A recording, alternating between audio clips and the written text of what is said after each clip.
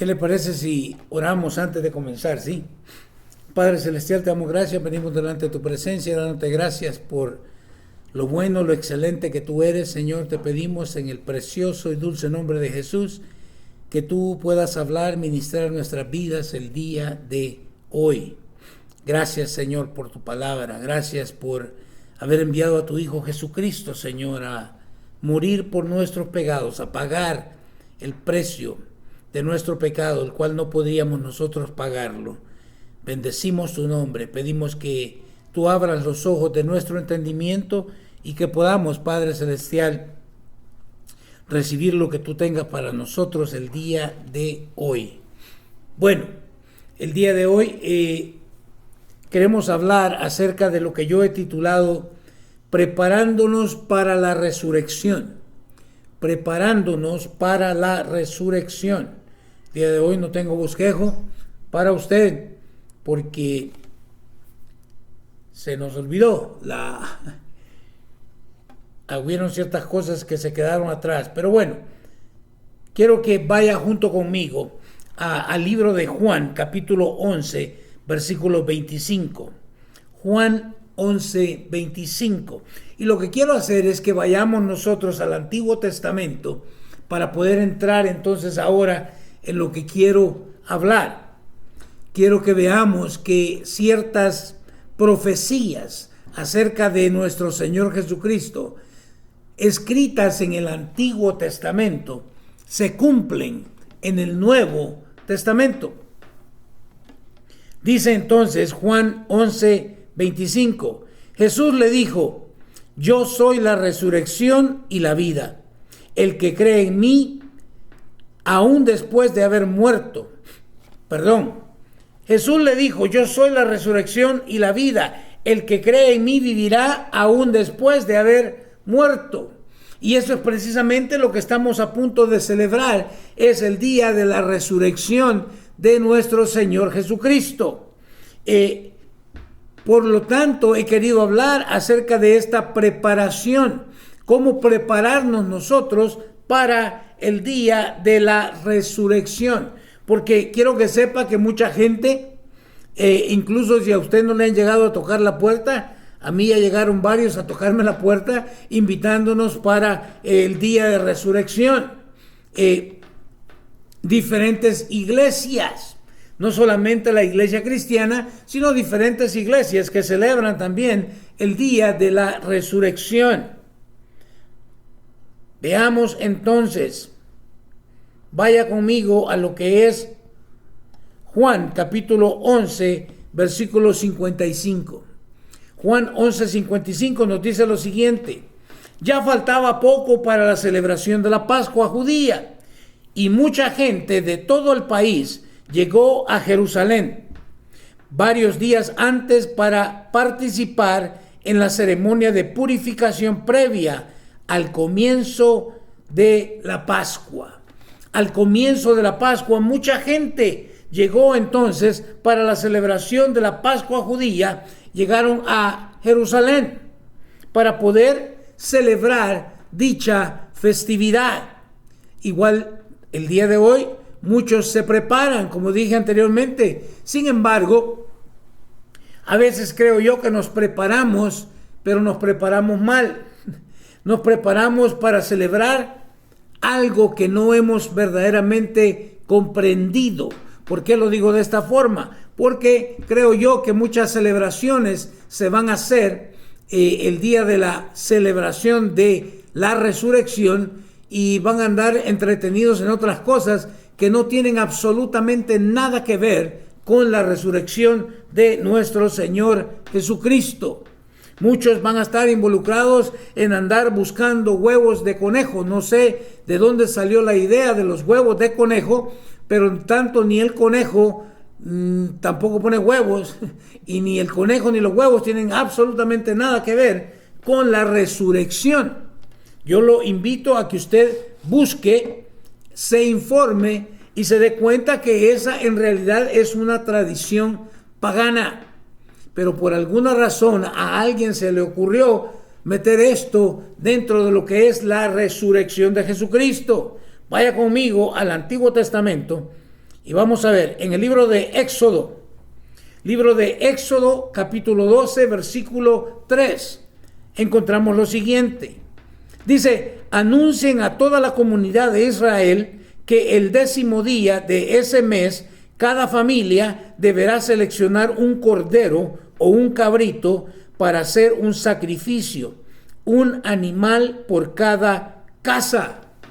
Desde ya en el Antiguo Testamento se anunciaba que en ese día a toda la comunidad debían escoger ¿qué?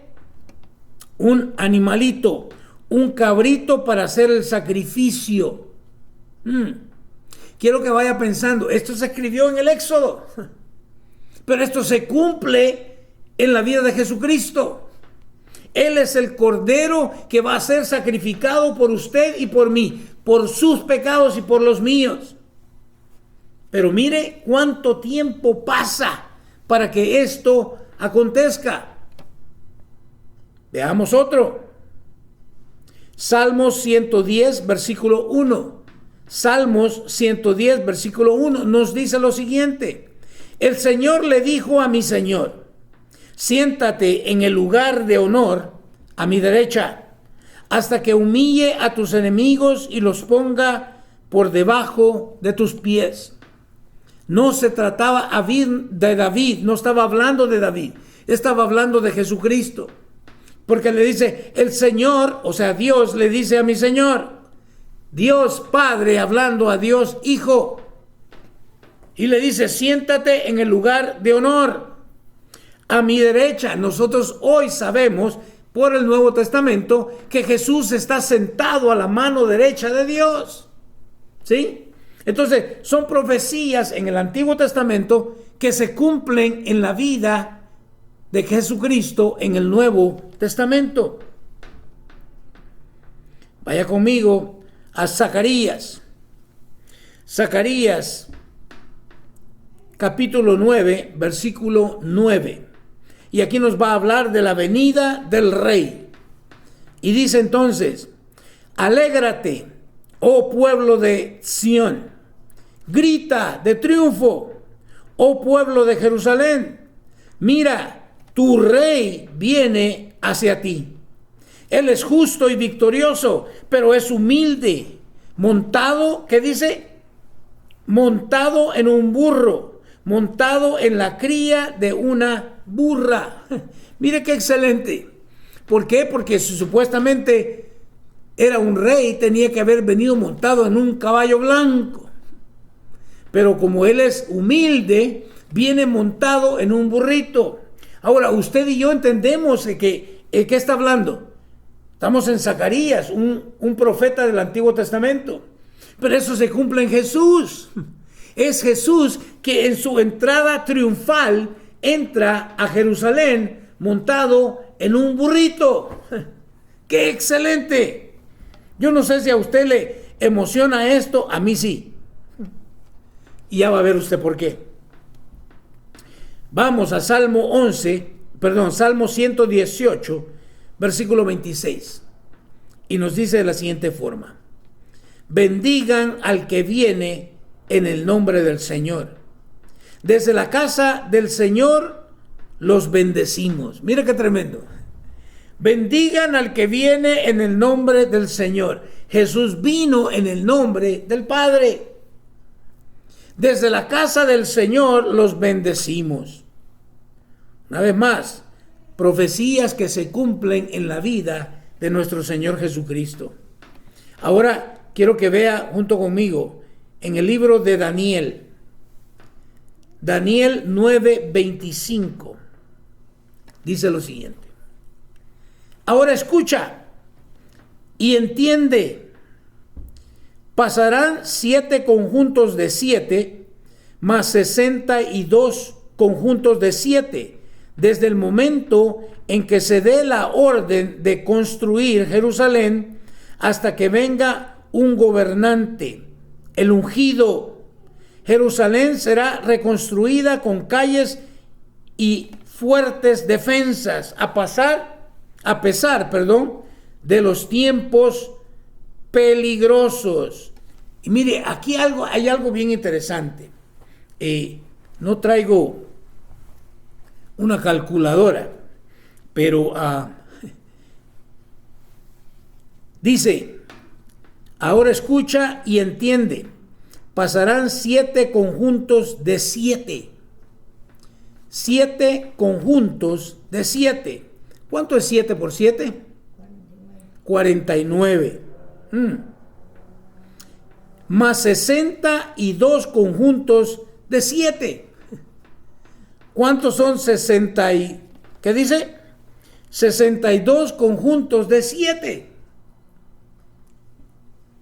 Nadie tiene matemática. Ya lo había hecho yo, ya lo tenía acá, pero por alguna razón no encuentro ahora mi iPad. Pero la cuestión es la siguiente: si usted suma todo esto, le da una cantidad de años. Y eso es exactamente los años que tomó para que Jesucristo hiciera su entrada triunfal en Jerusalén. ¿Qué es lo que estoy tratando de decir? Es que las profecías del Antiguo Testamento las cumplió Jesucristo en su vida, al pie de la letra. Es impresionante. Ahora veamos al libro de Juan, capítulo 12, versículo 1 al 11. Juan 12, 1 al 11 nos dice lo siguiente: 6 días antes de que comenzara la celebración de la Pascua, Jesús llegó a Betania, a la casa de Lázaro, el hombre a quien él había resucitado. Versículo 2. Prepararon una cena en honor de Jesús. Marta servía y Lázaro estaba entre los que comían con él. Seguimos leyendo el versículo 3. Entonces María tomó un frasco con casi medio litro de un costoso perfume preparado con esencia de nardo. Le ungió los pies a Jesús y los secó con sus propios cabellos. La casa se llenó de la fragancia del perfume. Ahora, hay otra historia parecida a esta, no la confunda. Esta es María, la hermana de Lázaro. ¿Y qué es lo que hace? Saca un perfume muy costoso. Ya nos vamos a dar cuenta cuánto era, qué era lo que costaba, cuál era el precio. Pero ella lo derrama a los pies de Jesús para ungirlo, y lo secó con sus cabellos, dice la Escritura. Vea lo que dice el versículo 4. Sin embargo, Judas Iscariote, el discípulo que pronto lo traicionaría, dijo: ese perfume valía el salario de un año.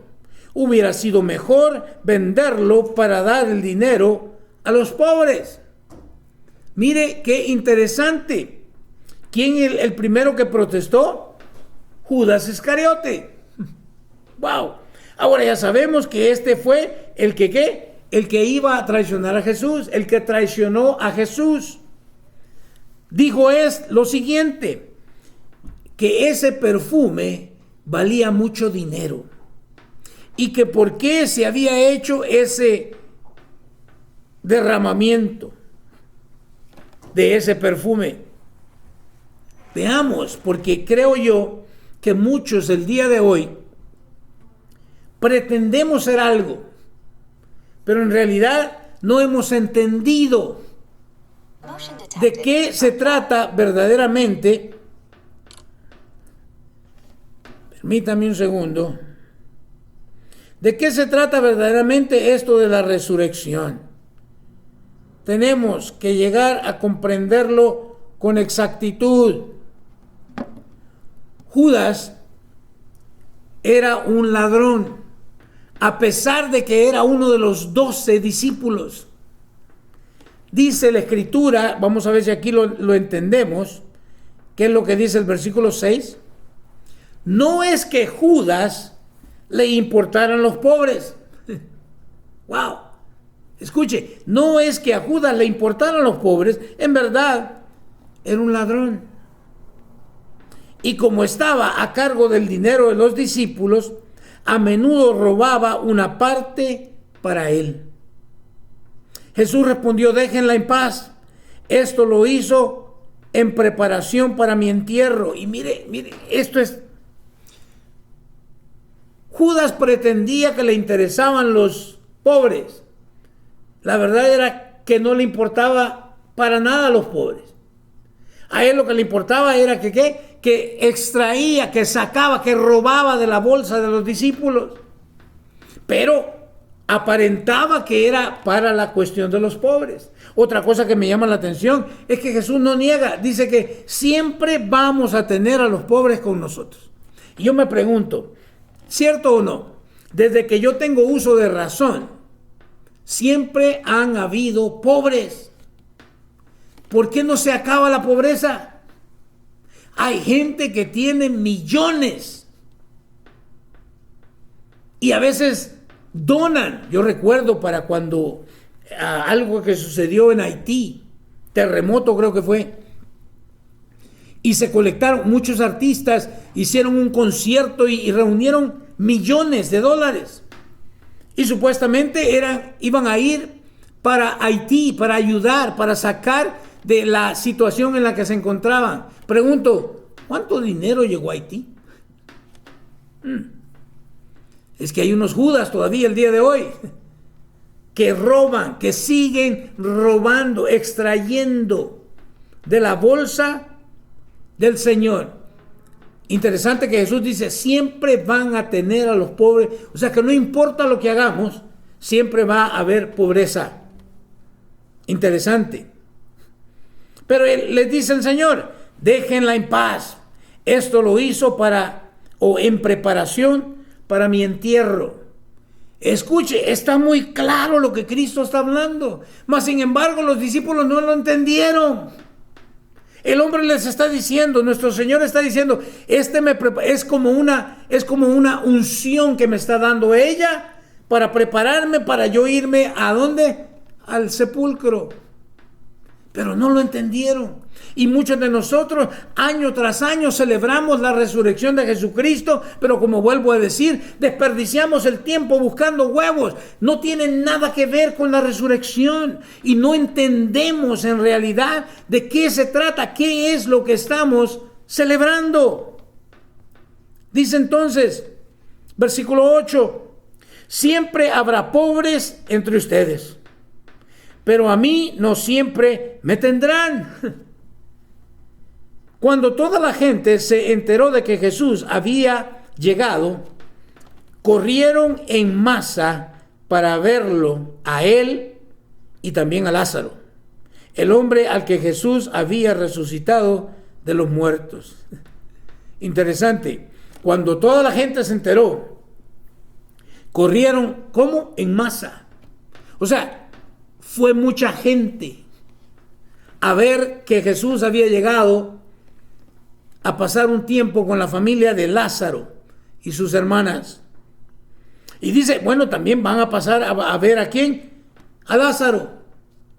De nuevo, veamos si en realidad era que les interesaba Lázaro o Jesucristo. Versículo 10 nos dice, entonces los principales sacerdotes decidieron matar a Lázaro también. Wow, ¿qué pasó aquí?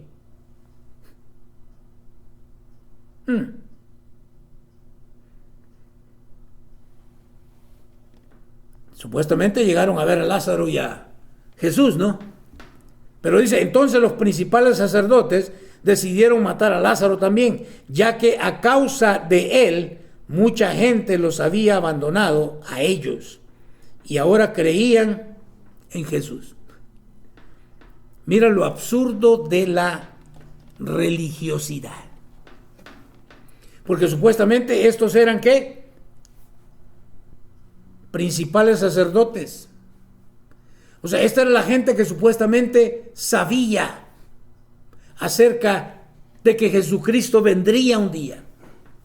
Mas sin embargo, no tuvieron en su corazón espacio para el Rey de Reyes. decidieron matar a Lázaro. ¿Y qué tiene Lázaro que ver con ese entierro? O sea, ahora Lázaro es culpable porque Jesucristo lo resucitó. Por favor. Igual el día de hoy a nosotros también, la gente no le caemos bien como creyentes. Cuando hablamos la palabra del Señor, la gente también ha llegado a odiarnos. Y prepárese, porque esto se va a poner aún peor. Dice entonces que a causa de él mucha gente los había abandonado a ellos. ¿Qué es lo que está diciendo? Están más interesados en su religiosidad, más interesados en su religión que en otra cosa. Porque los habían abandonado y ahora creían en Jesús. Seguimos leyendo. Después de contar esa historia, Jesús siguió rumbo a Jerusalén, caminando delante de sus discípulos.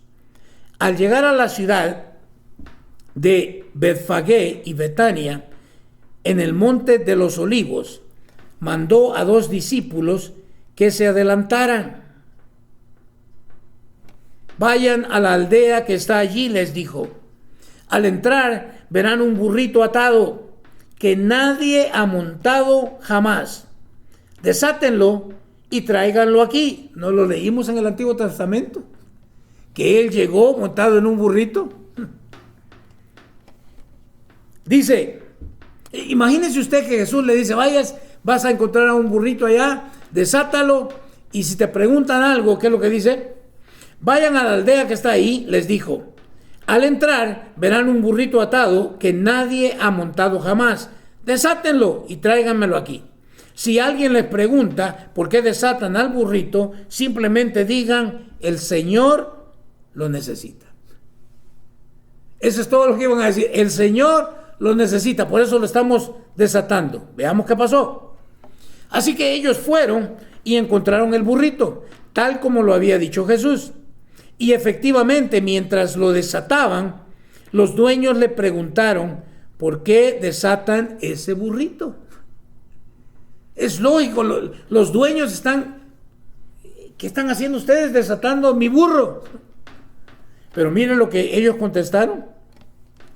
Y los discípulos simplemente contestaron, el Señor lo necesita. Excelente, el Señor lo necesita. ¿Y estos qué hacen? Los dueños del burrito.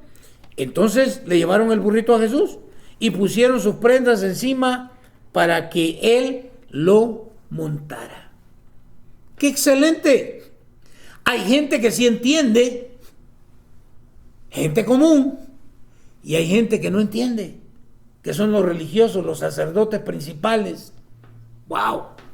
No, yo no sé si usted me está entendiendo.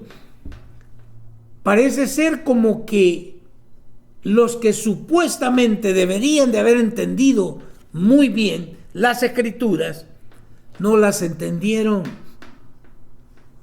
Y los discípulos tampoco agarraron la onda. ¡Qué tremendo! ¿Por qué? Porque el día de hoy todavía hay muchos que se llaman discípulos y no han entendido. Están perdidos el día de resurrección buscando huevos de conejo. Sigamos. Versículo 36.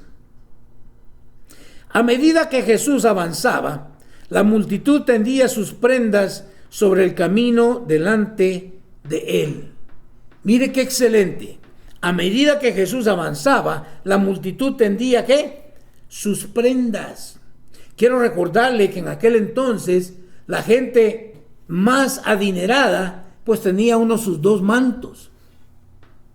Pero el que apenas tenía solo uno, y ese manto que él tenía se lo quitó y lo puso para que pasara Jesucristo sobre él. Y le recuerdo, no era una calle como las calles que tenemos el día de hoy. Era polvo, tierra, piedras.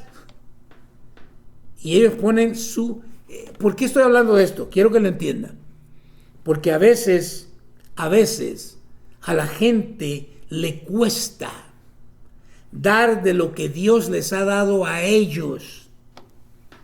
Y me llama muchísimo la atención, porque en el principio de mi caminar con Cristo también fue así.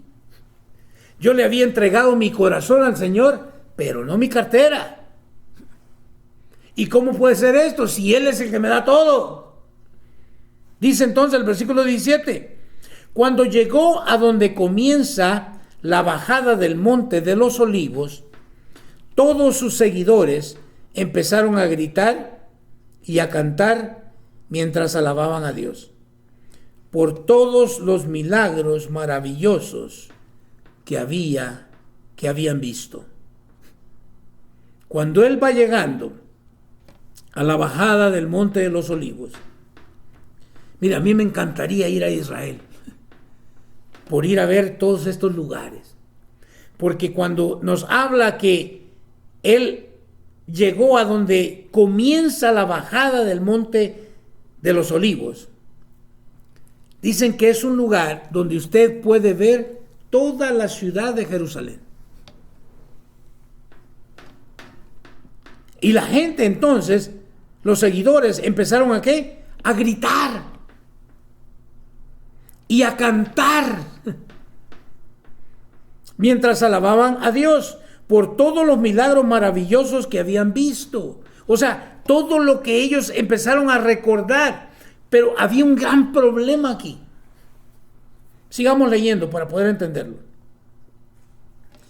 Decían: bendiciones al Rey que viene en el nombre del Señor. Paz en el cielo y gloria en el cielo más alto. Mire qué excelente. Bendiciones ¿a quién? Al Rey. Jesús es Rey.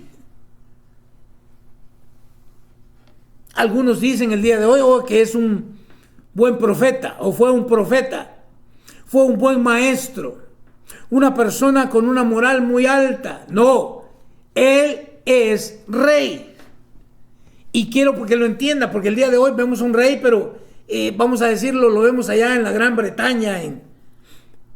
Pero quiero recordarle que un rey es una persona que gobierna, que ejerce autoridad. Y si Jesús es nuestro Rey, Él es el que gobierna en nuestras vidas. Es Él quien controla nuestras vidas.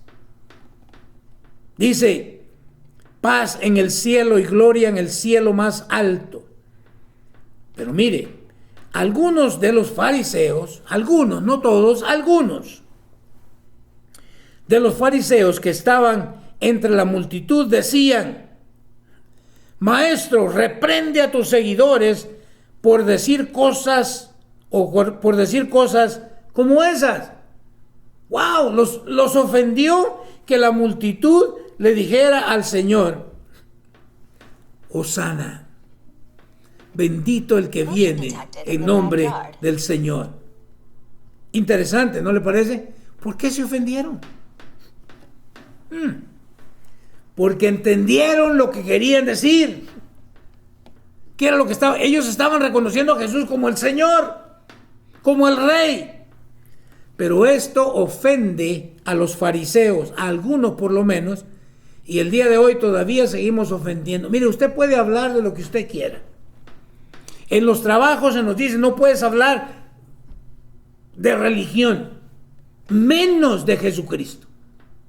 Oh, pero usted puede hablar de homosexuales, puede hablar de vivir una vida sexual promiscua, puede hablar de lo que usted se le dé la gana, pero no hable de Jesucristo. ¿Por qué? Porque se ofenden. ¡Wow! Algunos de los fariseos que estaban entre la multitud decían: Maestro, reprende a tus seguidores por decir cosas como esas. Veamos la respuesta de Jesús. Jesús les respondió: si ellos se callaran, las piedras a lo largo del camino se pondrían a aclamar. Mira qué excelente. Si estos se callan, las piedras. ¿Cuándo ha oído usted hablar a una piedra? Yo no. A través de la historia veo como un burro le habla a un profeta terco, pero no he ido a hablar a alguna piedra. Pero el Señor dice, si ellos se callan, las piedras a lo largo del camino podrían aclamar. Al acercarse a Jerusalén, Jesús vio la ciudad delante de él y comenzó a llorar, diciendo, escuche, Jesús mira la ciudad, mira a toda la gente, va con él aclamándole, bendito sea el rey que viene, Hosana. ¿Por qué comenzó a llorar? Y yo creo que deberíamos también nosotros llorar el día de hoy. Veamos por qué Jesús llora por la ciudad de Jerusalén. Nos dice, ya le bajé el volumen a esto y sigue molestándome. Dice entonces, ¿cómo quisiera que hoy, escuche, cómo quisiera que hoy tú, entre todos los pueblos, entendieras el camino de la paz? Pero ahora es demasiado tarde y la paz está oculta a tus ojos. Oh, deberíamos nosotros también llorar. En lugar de preparar un banquete y entretener a los niños buscando huevos de conejo, deberíamos de llorar. Deberíamos de entender nosotros el dolor que Cristo sintió al ver a su pueblo perdido completamente. Porque la gente empezó a clamar, a decir Hosana, pero tampoco entendieron. Porque ellos esperaban que Jesús llegara y los libertara de la esclavitud del pueblo romano. Jamás imaginaron que esto era algo espiritual. Y el día de hoy estamos igual. ¡Qué tremendo! Pero dice el Señor, ¿cómo quisiera que hoy tú, entre todos los pueblos, mire, yo creo que este es un mensaje para nosotros, la iglesia, cómo quisiera que el día de hoy la iglesia entendiera el camino de la paz? El camino de la paz. Pregunta, ¿tienes paz en tu corazón? ¿O todavía buscas otras cosas más? Yo tengo noticias para ti. Jesucristo es todo lo que necesitamos. Él es el que llena todo vacío en el corazón del hombre. No necesitamos nada más. Pero como no hemos entendido el camino de la paz, ellos creyeron que Jesús los iba a libertar de esa esclavitud romana. Pero Jesús no vino a libertarnos de una esclavitud de otro pueblo sobre nosotros. Él vino a libertarnos de la esclavitud del pecado en nosotros. Y como el día de hoy, mire, yo le aseguro que si yo les pregunto, tal vez hacemos eso en Facebook, preguntar, si Dios te concediera algo el día de hoy, supliera alguna necesidad que tú estés pasando, ¿cuál sería la necesidad más importante para ti? Y yo le aseguro que vamos a recibir un montón de respuestas. O necesito una casa, necesito un trabajo, necesito comida, o necesito sanidad en mi cuerpo, o necesito... Y no nos damos cuenta que esas no son cosas importantes. Por lo menos no para el Señor. Porque estos se habían enojado, recuerda, se habían enojado de que Lázaro había resucitado de entre los muertos. Habían visto a mucha gente ser sanada de enfermedades, ciegos que ahora podían ver, cojos que ahora andaban. La experiencia de Lázaro, haber muerto y ahora haber vuelto a la vida. Pero ¿sabe qué? Todos y cada uno de ellos finalmente fallecieron, murieron. ¿Y de qué sirvió entonces la sanidad? El suplir el hambre, el levantarlo de entre los muertos. Y de todas maneras Lázaro murió.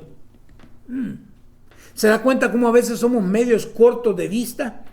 Lo que nosotros pensamos que es lo más importante es lo menos importante para Dios. ¿Por qué? Porque un día usted y yo vamos a tener que partir de este mundo. Vamos a morir y entonces vamos a dar cuenta a nuestro Dios. Porque después dice la Biblia que está escrito para el hombre que muera una vez y después viene un juicio. Y el día de resurrección es el mejor día de reflexionar en lo que Cristo ha hecho por nosotros. Mas sin embargo, ¿qué es lo que hacemos? Nos entretenemos en otras tonteras que no tienen absolutamente nada que ver con el hecho que Jesús pagó por tus pecados y por los míos. Lo más importante en la vida, mire, si yo estoy enfermo, lo más importante para mi vida, si yo tengo alguna necesidad económica, no es que Él supla mi necesidad, sino que Él perdone mis pecados. ¿Por qué? Porque es lo único que me puede llevar a la vida eterna. Todo lo demás aquí se va a quedar. Me encanta. Cómo quisiera que hoy tú, entre todos los pueblos, entendieras el camino de la paz. Pero ahora es demasiado... ¡Auch! No esperes a que sea demasiado tarde para entender el gran amor de Dios que envió a su Hijo unigénito para que entregara su vida por nuestra culpa. ¿Qué dice? Hoy es demasiado tarde y la paz está oculta a tus ojos. De nuevo, celebramos resurrección año tras año, tras año, tras año, tras año, y nunca entendemos de qué se trata la resurrección. Versículo 43. No pasará mucho tiempo antes de que tus enemigos construyan murallas que te rodeen y te encierren por todos lados. Wow. Versículo 44. Te aplastarán contra el suelo y a tus hijos contigo. Tus enemigos no dejarán una sola piedra en su lugar. Mire qué tremendo. ¿Por qué? ¿Por qué le va a pasar esto a Jerusalén? Aquí nos dice, porque no reconociste cuando Dios te visitó. Y escuchamos predicación tras predicación tras predicación y no reconocemos cuando Dios nos visita. Esto, mis hermanitos, es triste, es lamentable. Yo te pregunto, ¿has reconocido cuando Dios ha visitado tu vida? ¿Cómo Dios nos visita? Bueno, día de resurrección, se nos viene ya encima. ¿Has reconocido? ¿Te has arrepentido de tus pecados? ¿Te has humillado delante de la presencia de Dios pidiendo misericordia? ¿Has reconocido a Jesús como el Rey de Reyes, el Señor de Señores? ¿O eres como los fariseos, metido en una religión? ¿O eres como los discípulos, que tampoco entendieron? ¿O como este pueblo que aclamaba, Hosana, bendito el que viene en el nombre del Señor, pero una semana después fueron los mismos que gritaban, crucifíquenle? Que Dios nos ayude a entender, o más bien a reconocer, cuando Dios visite nuestras vidas. Porque Cristo Jesús es Rey, te guste o no te guste. Cristo Jesús es Rey, y por lo tanto podemos, tú y yo, confiar nuestras vidas a su señorío. Y esto implica un rendimiento total, completo, al señorío de Cristo Jesús. Muchos hablamos de la fe sin entender la fe. Porque fe no es ver. Fe es obedecerle a lo que su palabra nos dice. Yo te invito a que medites para cuando celebremos la resurrección entiendas de qué se trata. Se trata de que Jesucristo nos visitó, y cada vez que nosotros predicamos el Evangelio, Él está extendiendo esa misma visitación. No desaproveches. Entrégate al Señor. Lo más importante es asegurar que cuando tú mueras, porque vas a morir, te encuentres bajo la protección, que tu nombre sea escrito en el libro de la vida. Yo oro por ti y oro por todos aquellos que escuchan esta palabra, que también entiendan cuando Dios los está visitando y no esperar a que sea muy tarde. Ahí donde estás, cierra tus ojos, inclina tu rostro, vamos a orar. Padre Celestial, te damos mil gracias, venimos delante de tu presencia. Jesús, entendemos, Señor, todo lo que tú has hecho por nosotros. Entendemos, Señor, que la necesidad más grande del hombre es encontrarse verdaderamente contigo, para que puedas perdonar su pecado, porque tu palabra dice muy claro, la paga del pecado es muerte, mas tu regalo, mas la dádiva de Dios es vida eterna. Y la vida eterna únicamente la encontramos en Cristo Jesús. Él es el camino, la verdad y la vida, y nadie va al Padre si no es a través de Él. Cristo lindo, gracias por haberte levantado entre los muertos, porque eso prueba, Señor, que tú eres quien tú dices ser. Tú eres Dios, tú eres el Rey, tú eres el Señor. Por lo tanto, Padre, perdona nuestros pecados y ayúdanos a compartir el mensaje de salvación a todo aquel que aún no ha reconocido que tú eres el Señor. Bendícenos, Padre, en el nombre precioso de Cristo Jesús.